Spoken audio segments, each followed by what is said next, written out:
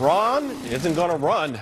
Republican Ron Paul saying that he's not running for Congress again, but he is ramping up his presidential campaign. And he's raking in big bucks in campaign cash. Look at that, $4.5 million.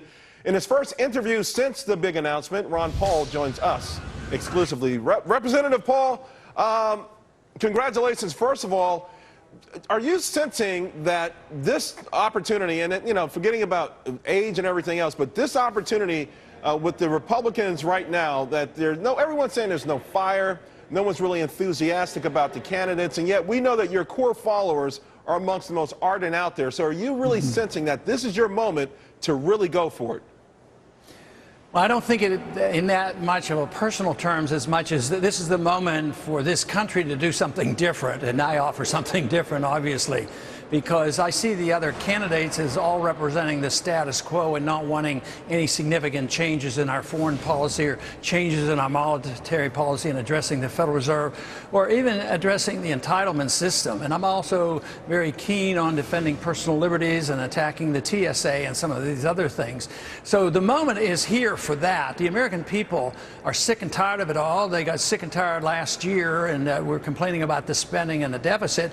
But I've also been saying that if the American people are complacent enough and they can accept that what is happening out in the open at the airports with federal agents poking and prodding and x-raying us and think nothing of it, then we're in big trouble. We're in serious financial trouble, but we're in serious trouble otherwise if we're that complacent. Right, Representative Paul. So essentially, what you probably consider yourself doing then is leading something akin to a second revolution, because we're talking about personal liberties.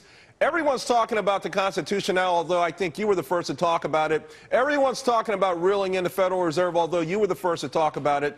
A lot of things that everyone's talking about now, you were a pioneer of, and maybe you're the only one who could take these issues and really, really put them through.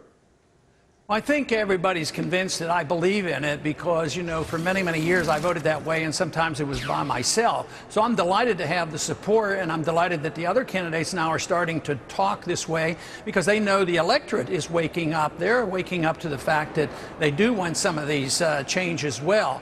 So, yes, I think it's a tremendous opportunity, and I can compare what we're doing now to 4 years ago, and there's a significant difference. The fundraising is easier, the volunteers are easier, and we always had loyal support, but the one thing the polls are showing that if we get a commitment, we have a commitment, where others who say, yeah, I sort of like that candidate, but it might last a week or two, and then somebody else comes on the scene, I sort of like that candidate. But we know that our support is very, very solid, and they will work and donate, and our numbers are growing, so I consider that to be an optimistic sign.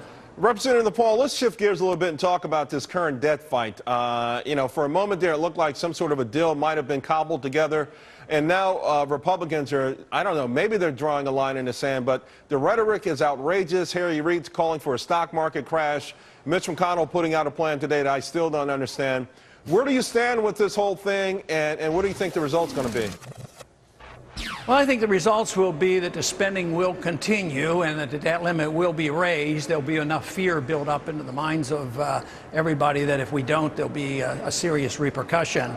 But my argument is that if we continue to spend, the repercussion is going to be much, much worse. And I think we're seeing the signs of what I've been concerned about for so long. I was concerned about the financial bubble that finally burst. Right. But I think the next shoe to fall will be a dollar bond crisis, because I think bonds are way overpriced, interest rates are way too low, and that everything is based on the dollar right now. And the world economy has been dependent, but people are gradually weaning themselves off from dollars, and they're also spending dollars more, so prices are going up. And there's no way they can stop it when the prices start rising. And we see this inflation that is coming, and therefore I see that as the greatest crisis on the horizon. Before I let you go, this deal that you eventually see going through, does that mean it's going to include tax hikes? Do you think a deal can get through that includes tax hikes?